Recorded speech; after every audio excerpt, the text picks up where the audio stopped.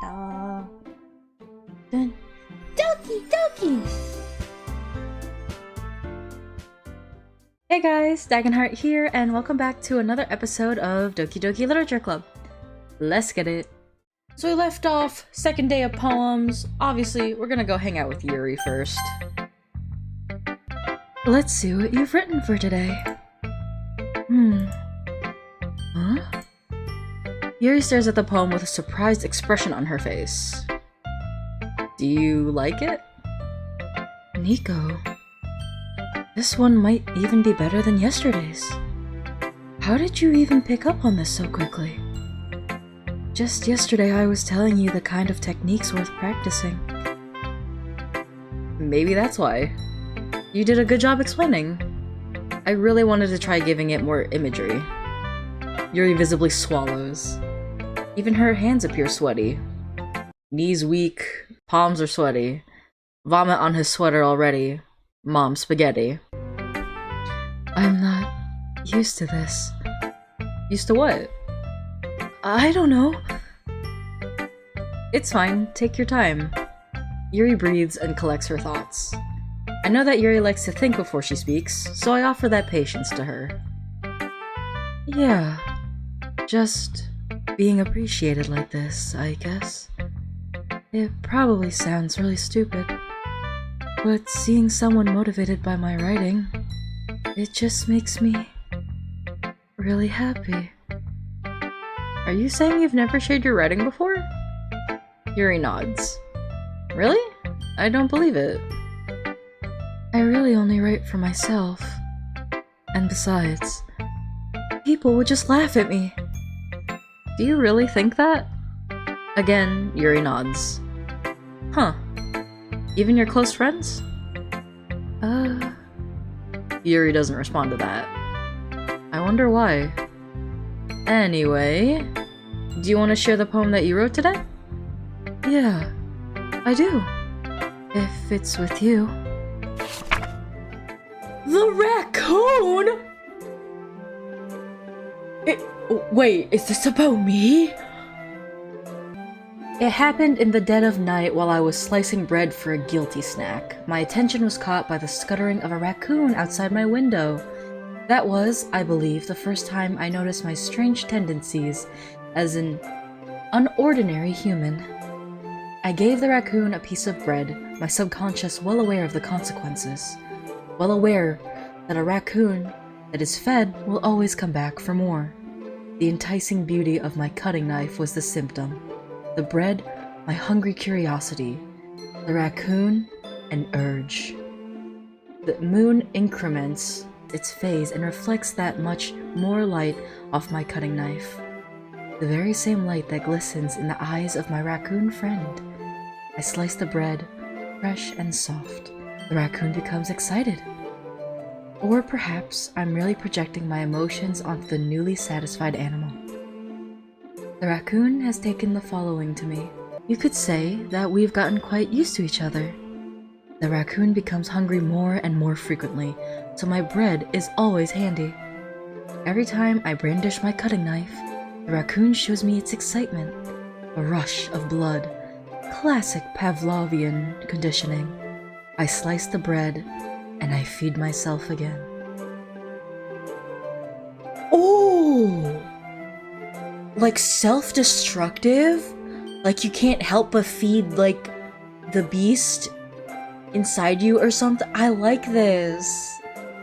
Also, I'm biased. I'm a raccoon.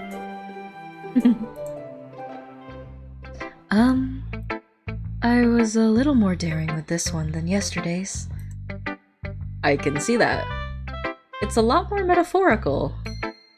I don't know if it's my fault, but I can't begin to imagine what this poem is about. That's right. It's a bit closer to my preferred writing style. Using the poem as a canvas to express vivid imagery and conveying emotions through them. Yeah, if I take it at face value, then I can't even figure out what it's supposed to mean. Well, I think it's something that different people can relate to in their own way. I wanted to express the way it feels for me to indulge in my more unusual hobbies. It's those sorts of things I'm usually forced to keep to myself. What kind of freaky shit are you up to, Yuri? So I sometimes enjoy writing about them. Why do you keep them to yourself? Because they're embarrassing, and people would make fun of me. Don't you have anything like that, Nico? Well, yeah, I guess I do. I feel like everyone has a little something like that. The best we can do is respect each other and our individualities. Even if it's difficult sometimes, and some things make us uncomfortable. After all, if I hadn't learned to embrace my own weirdness, I would probably hate myself. Okay, girl. I relate to you more than I thought I would. Hey, how are you? I might be ranting a little bit now, but I'm glad that you're a good listener. You're good at a lot of things. Writing, listening. There really aren't many people like you, Nico. That's exaggerating a little bit. It's just how I feel. I never thought I would feel so comfortable sharing my writing. But now I almost feel like I look forward to it. It's just a really nice feeling. And you're to thank for that.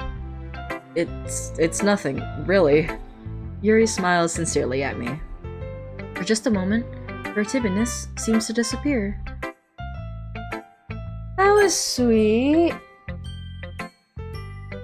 Let's show it off to Natsuki, because I feel like she's gonna hate it again.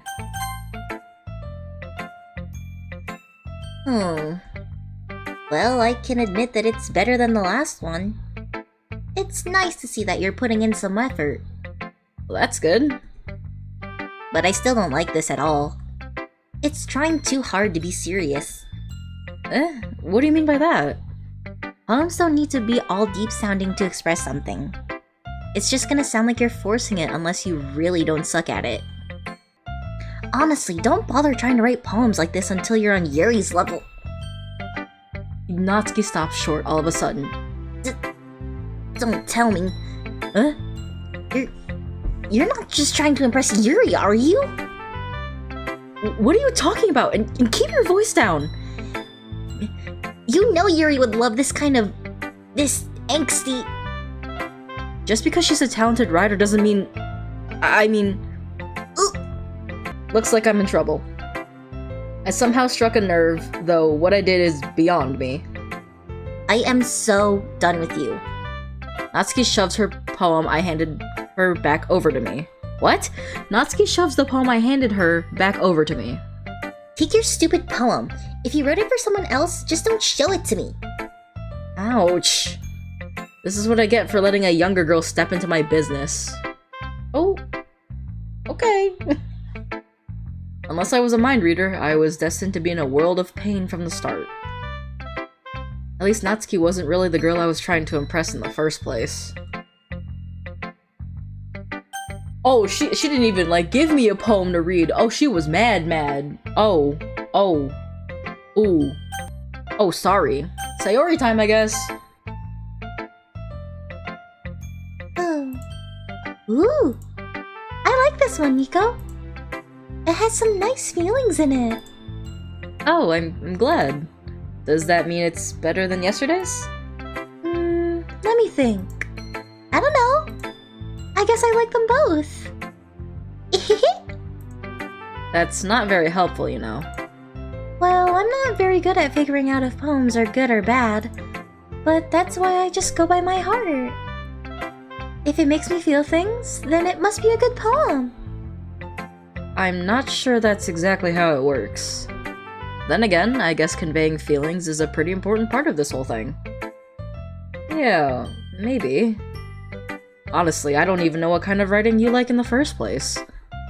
Yeah! Me neither! Ugh. Why don't you at least try giving it some thought?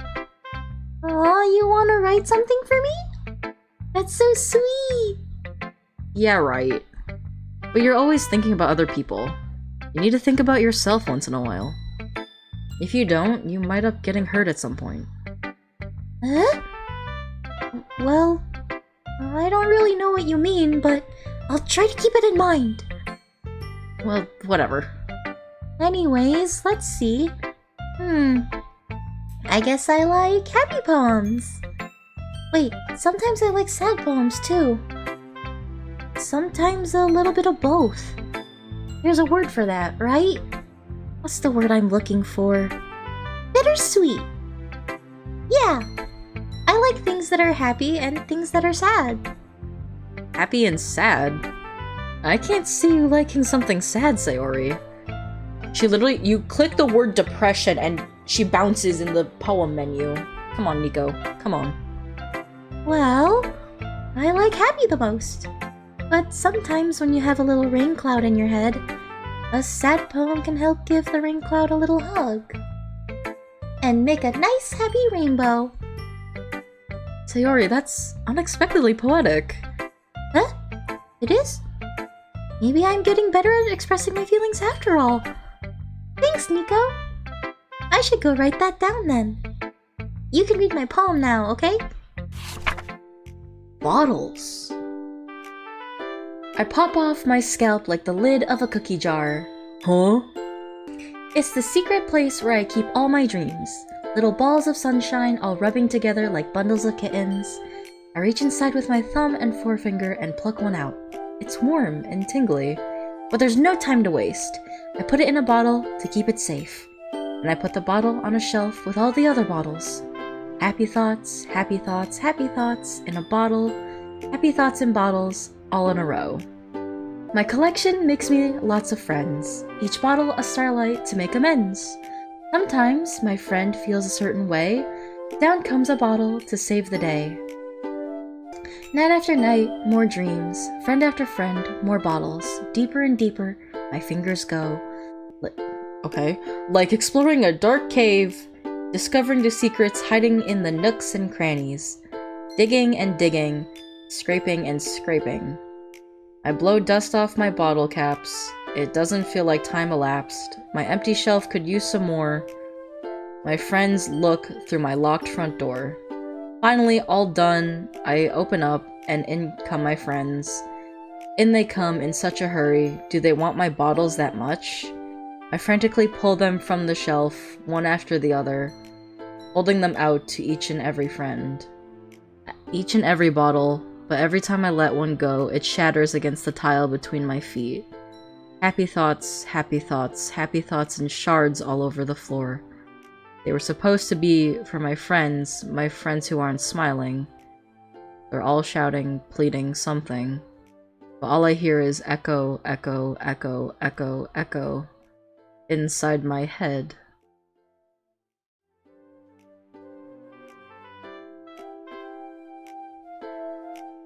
Is this like a metaphor for depression pills? I'm analyzing this. Help. Okay. It's like she's trying to be all nice and happy, and it's like a swing of emotions. Like, casual, friends, amends, day, like she's trying to keep it all together.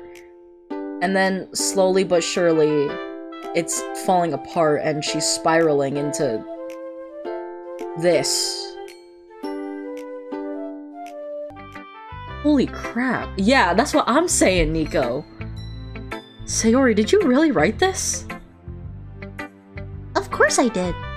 Didn't I tell you yesterday I was gonna write the best poem ever? Yeah, but I mean, I didn't expect something like this coming from you. Monika taught me a whole lot. And I've been really in touch with my feelings recently. I see that. It's almost kind of creepy. Creepy? Well, not exactly. Maybe because I'm so used to you being cheerful.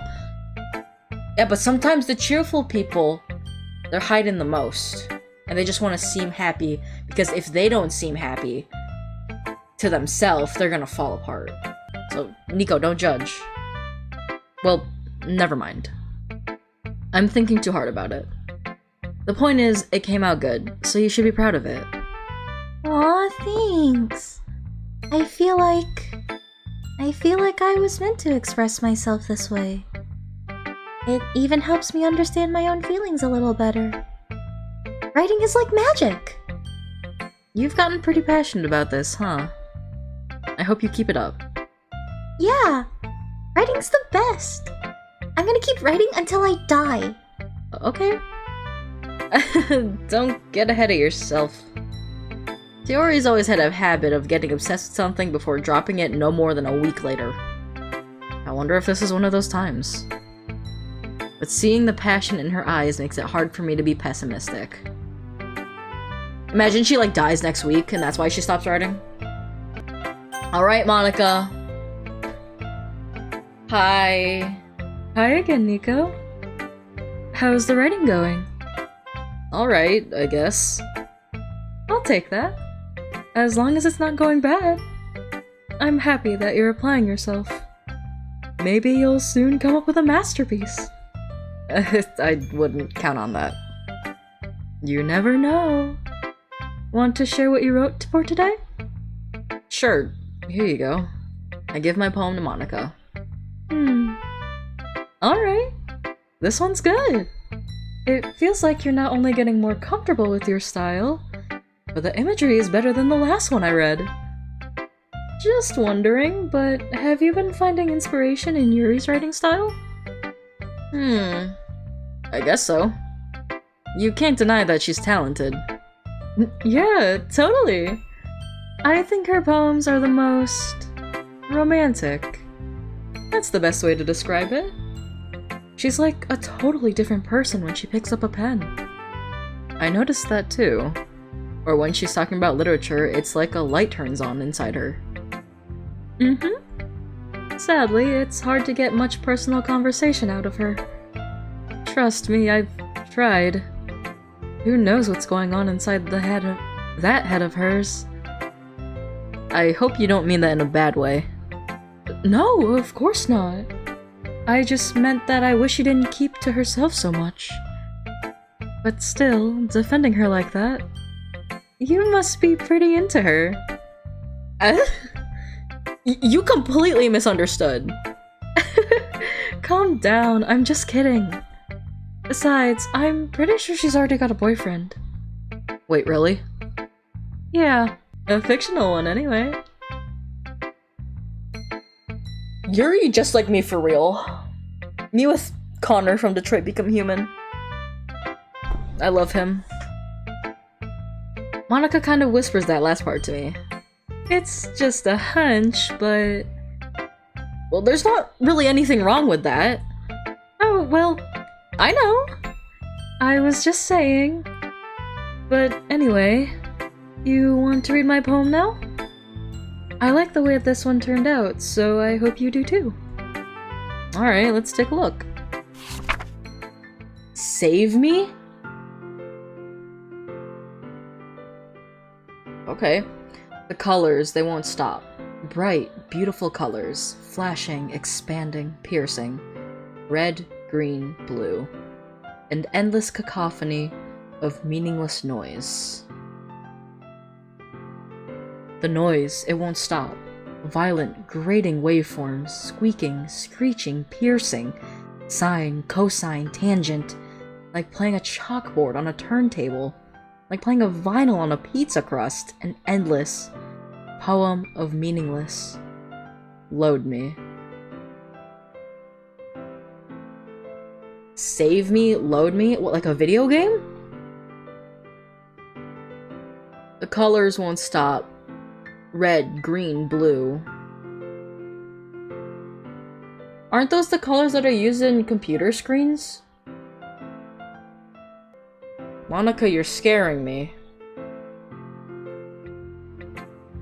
I'm gonna save. It's even more abstract than your last one, huh? I guess it's just the way I write. I'm sorry if you don't like it. No, I never said that. It's just the kind of thing I've never really seen before, I guess. I kind of like playing with my space on the paper. Choosing where and how to space your words can totally change the mood of your poem. It's almost like magic. Sayori was just talking about magic too, girl! the way I wrote the lines really short makes it feel like they're trying to speak over the noise. I see. It's still hard for me to tell what it's about, though. Sometimes asking what a poem is about isn't the right question. A poem can be as abstract as a physical expression of a feeling, or a conversation with the reader. So, putting it that way, not every poem is about something. Anyway, here's Monika's writing tip of the day. Sometimes you'll find yourself facing a difficult decision. When that happens, don't forget to save your game. Guys, I'm scared. She's breaking the fourth wall. You never know when you might change your mind, or when something unexpected may happen. Wait, is this tip even about writing? What am I even talking about? That's my advice for today. Oh god, she's becoming self-aware. Stop looking at me, I'm scared. Thanks for listening.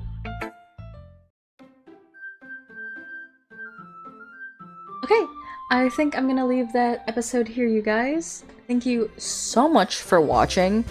That was crazy. I don't even know what to think. I'm terrified of Monika, but anyways, if you guys liked the video, please feel free to leave a like and or subscribe. It helps me out a ton, and it lets me know that you're enjoying my content. Otherwise, I hope you guys have a lovely day. Bye bye now.